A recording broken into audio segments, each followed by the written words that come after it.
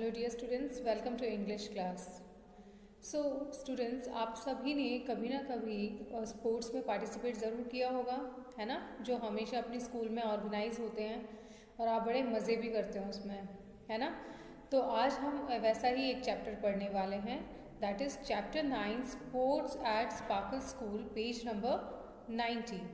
So here in this chapter यहाँ पर एक स्पार्कल स्कूल है और वहाँ पर स्पोर्ट्स ऑर्गेनाइज किया गया और किस तरह की स्पोर्ट्स एक्टिविटीज़ हुई और वहाँ क्या हुआ वो आज हम पढ़ने वाले हैं। Okay, so let's start the reading of this chapter. Take a pencil and start reading with me.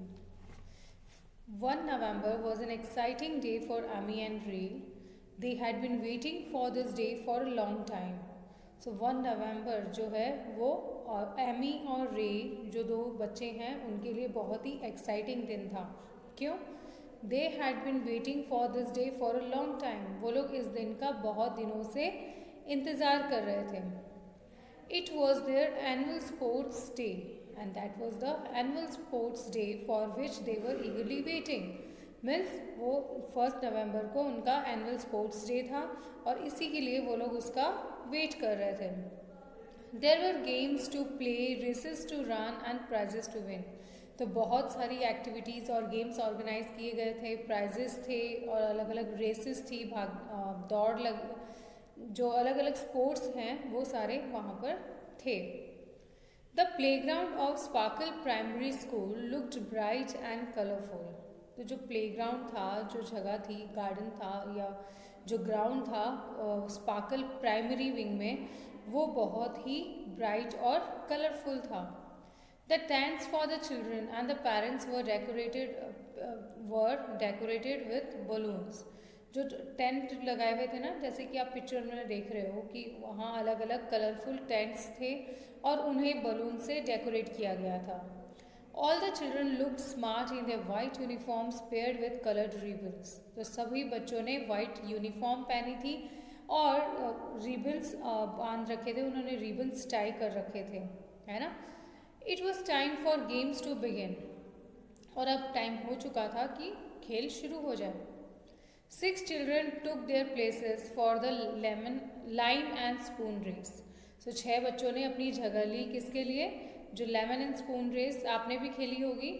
So lemon और स्पून रेस के लिए 6 बच्चे आकर खड़े हो गए।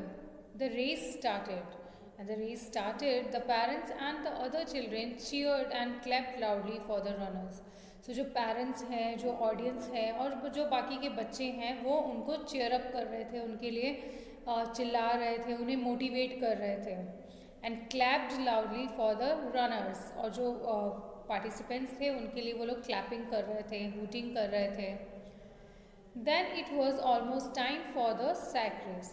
सो लेमन एंड स्पून रेस हो चुकी थी, अब एक रेस जो नेक्स्ट रेस होने वाली थी दैट वॉज सैक रेस, जिसमें सैक होती है, वो पहनी जाती है, जैसा कि आप नेक्स्ट पेज में पिक्चर पे देखिए कि वहाँ पर सैक यूज़ की गई है। And we wear the sack in और हम अपने पैरों को उस सैक में डालते हैं और फिर हम भागते हैं। Amy and Ray got up to their place on the running track. और एमी और रे वहाँ सैक रेस के लिए जाके अपने ट्रैक पर खड़े हो गए। But Ray couldn't find this his sack anywhere. लेकिन जो रे है उसे अपनी सैक कहीं पर मिल नहीं रही थी। Amy ran to Miss Azmi. Ray can't find his sack ma'am, how will he hop without it. Amy जब रे की सैक नहीं मिली तो एमी जो उसकी फ्रेंड थी वो मिस आज़मी के पास गई और उन्होंने कहा कि मैम रे की सैक नहीं मिल रही, अगर उसे सैक नहीं मिली तो वो पार्टिसिपेट कैसे करेगा, हॉप कैसे करेगा। Then Ray came running to Miss Azmi.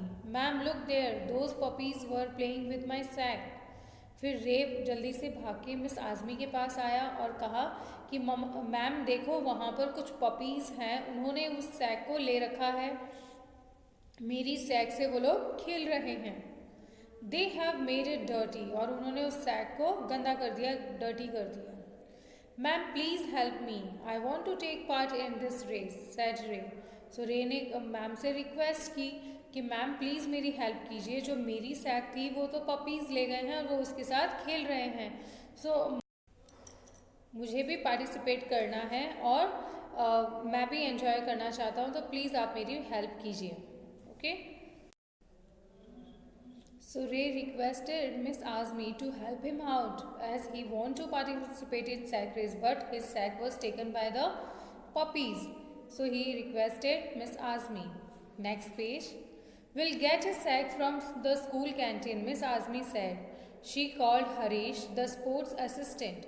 Harish, get a sack from the canteen, come back quickly. So Mrs Azmi हैं, उन्होंने सजेस्ट किया कि हमें और सैक भी मिल जाएगी, जो हमारे स्कूल की कैंटीन है वहाँ से हमें सैक मिल जाएगी. सो उन्होंने हरीश को बुलाया, जो स्पोर्ट्स असिस्टेंट थे उनको बुलाया और कहा कि Harish get a sack from canteen, कि तुम कैंटीन जाओ और वहाँ से सैक लेके आओ और फिर जल्दी आ जाना. So Harish ran to canteen, picked up a sack and rushed back. और हरीश कैंटीन गया, उसने सैक उठाई और वापस आ गया. He was just in time, और वो एकदम टाइम पर वहाँ पहुँच गया था. The sack race was about to begin. अब जो सैक रेस है वो शुरू होने वाली थी. बिगिन होना मीन्स शुरू होना. Ray quickly got into sack and took his position. So Ray ने जल्दी से सैक ली और अपनी पोजिशन पे जाके खड़ा हो गया. As the race started, someone shouted, "Hey brown bears, hop faster!" Everybody laughed. So जैसे ही रेस शुरू हुई, किसी ज़ोर से चिल्लाया, अरे ब्राउन ब्राउन बेयर आप जल्दी भागो. मीन्स जब वो लोग जो ब्राउन कलर की सैक पहन के खड़े थे तो ऐसे लग रहा था जैसे ब्राउन बेयर्स खड़े हैं. तो किसी ने उन्हें पीछे से चिल्लाया कि जल्दी जल्दी हॉप करो. Everybody laughed. सब हंसने लग गए. The children looked like teddy bears in their brown sacks. तो जो बच्चे हैं वो छोटे छोटे टेडी बेयर्स लग रहे थे, ब्राउन कलर के टेडी बेयर्स लग रहे थे. Suddenly रे screamed. अचानक रे चिल्लाया. स्क्रीम करना मतलब चिल्लाना. He screamed, "A rat! There's a rat in my sack." He dropped his sack and jumped out of it. सो वो क्या चिल्लाया कि उस सैक के अंदर एक चूहा था. He dropped his sack and jumped out of it. तो वो ज़ोर से चिल्लाया कि मेरी सैक में ना चूहा है, और इस तरह से उसने सैक नीचे ड्रॉप करी और बाहर निकल के आ गया. Miss Azmi whistled for race to stop. Miss Azmi ने विसल की, सीटी बजाई कि अब रेस एक बार रुक जाए. There was silence. Harish quickly picked up the sack and checked it carefully. So वहाँ पर एक बार तो शांति हो गई. हरीश ने जल्दी से उस सैक को उठाया और उसमें चेक किया कि उसमें क्या है. Then he burst out laughing. और फिर उसे ज़ोर से हंसी आ गई, वो ज़ोर से हंसने लग गया. He turned the sack upside down and out fell 3 small purple brinjals. So क्या हुआ, उस सैक के अंदर चूहे नहीं थे बल्कि क्या थे, उसमें 3 पर्पल ब्रिंजल्स थे. आपने कभी ब्रिंजल्स देखे हैं, बैंगन देखे? उनमें जब ऊपर का जो पार्ट उसका ग्रीन होता है और उसमें छोटे छोटे कांटे होते हैं तो वो चुभते हैं. तो यही हरीश उसके रे के साथ में हुआ. जब उसने अपने पैर उस सैक में डाले तो बाय मिस्टेक जो कैंटीन वाला है उसने ब्रिंजल उसमें छोड़ दिए थे, तो वो उसके पैरों में चुभे तो उसे ऐसे लगा जैसे इनके अंदर चूहे हैं. Everyone laughed loudly and the race began again. और सब जोरों से हंसने लगे और रेस फिर से शुरू हो गई. At the end of the races, the winners got prizes. और जैसे ही रेसेस खत्म हुई, जो विनर्स थे, जो जीतने वाले थे, उन्हें प्राइजेस मिले. Then it was time for the Sparkle Players song. The children stood in front of the parents and sang. तो उनके यहाँ पर एक रूल था कि स्पोर्ट्स के बाद में वहाँ का जो सॉन्ग है स्पार्कल स्कूल का, वो स्पार्कल प्लेयर्स सॉन्ग नाम से कोई सॉन्ग था, वो वहाँ पर प्रेजेंट किया जाता था, गाया जाता था. The children stood in front of parents and सैंग. बच्चे अपने पेरेंट्स के सामने खड़े हो गए थे और उन्होंने गाना शुरू किया. And what was the song? Races and games are truly fun. The important thing is everyone won. Though some come first and some come last, all the children have blast.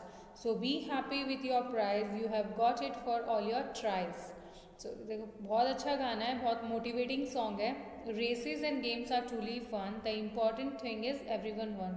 So races होते हैं, games होते हैं, ये तो महज एक fun के लिए है, जीतना कुछ तो जीत जाते हैं इसमें और कुछ सो ये जो गाना है ये बहुत ही मोटिवेशनल है। ये क्या कहता है, races and games are truly fun, the important thing is everyone won. कि रेसेस और गेम्स हैं वो एक मायने में मतलब मज़े के लिए खेले जाते हैं, बहुत एंटरटेनमेंट है उनमें, फ़न है, लेकिन जो इम्पॉर्टेंट थिंग है वो है कि सभी जीतते हैं इसमें, है ना। तो वैसे तो कोई हारता है कोई जीतता है, लेकिन एंटरटेनमेंट तो सबका होता है, मज़े तो सभी करते हैं, इसलिए सभी जीतते हैं। दो some come first and some come last, all the children have blast. Means कुछ बच्चे हारते हैं कुछ जीतते हैं, लेकिन मज़ा तो सभी को आता है ना। तो हार जीत पे ध्यान नहीं देकर हमें मज़े पे ध्यान देना चाहिए। We should focus on entertainment and fun. So be happy with your prize, you have got it for all your tries. So you should be happy whatever prize you get, because जो भी price आपको मिलता है वो आपकी tries के लिए, means आपकी मेहनत के लिए, आपके एफर्ट्स के लिए।